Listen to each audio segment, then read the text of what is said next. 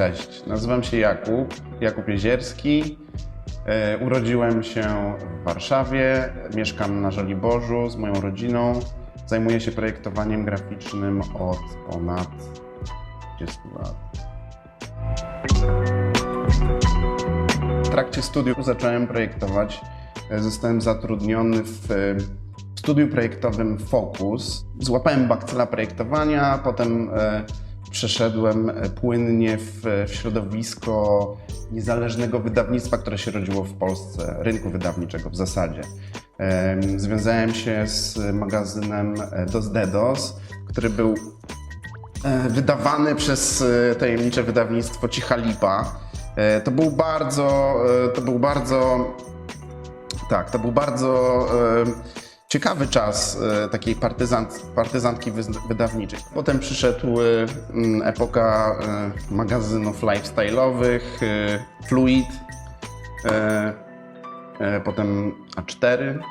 Rynek wydawniczy, ten niezależny rynek wydawniczy w Polsce jakoś ukształtował mnie jako projektanta i w trakcie tego zdobywałem wiedzę, z której potem korzystam. Potem było wejście w rynek profesjonalny, współpraca m.in.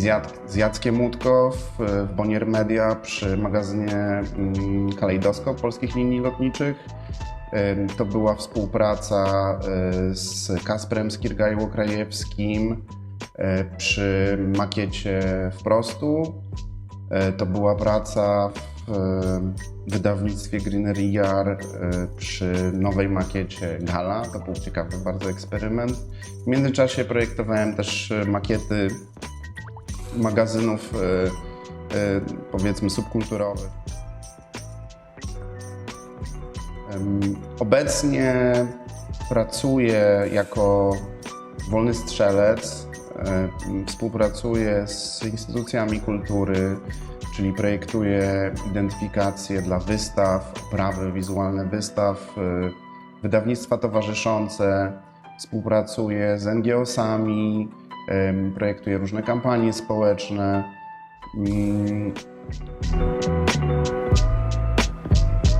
Dużą częścią mojej praktyki zawodowej to jest nauczanie. Od 7 lat prowadzę pracownię podstaw komunikacji wizualnej na Wydziale Wzornictwa Warszawskiego ASP.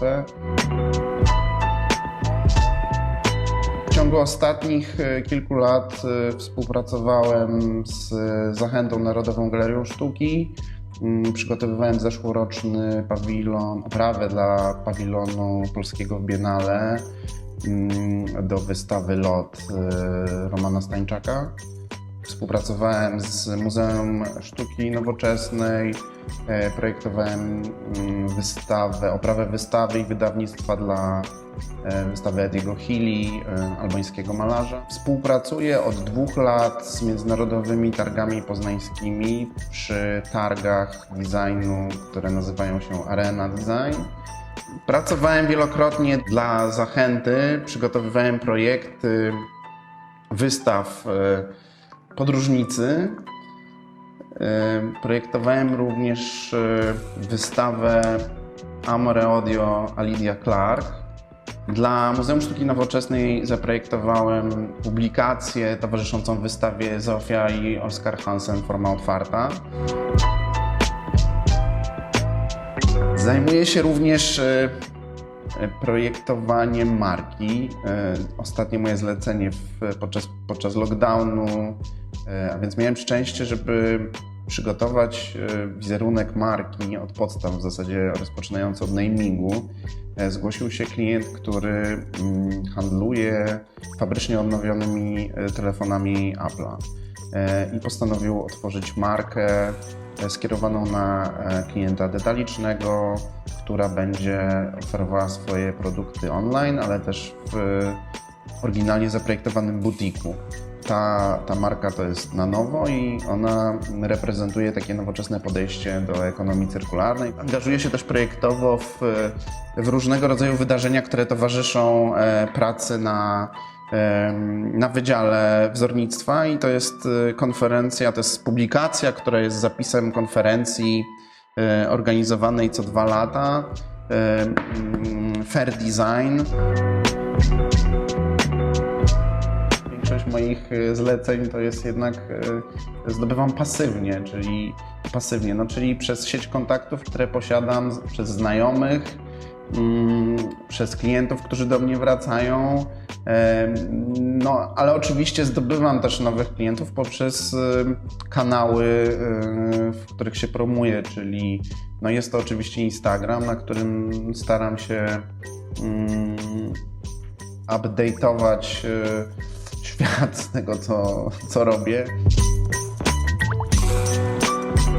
Bardzo pociąga mnie projektowanie, jakby taka relacja grafiki i mody, czyli tego takiego obrędowywania się, i to też jest, służy mi jako pewien komentarz krytyczny często do współczesności. Ta ksywka wzięła się w zasadzie z tego, że należałem do ekipy, która przyjaciół, którzy chodzili na pociągi malować, a ja byłem taki bardziej domatorem i dlatego oni nazwali mnie piątym elementem, czyli takim elementem, którego brakuje.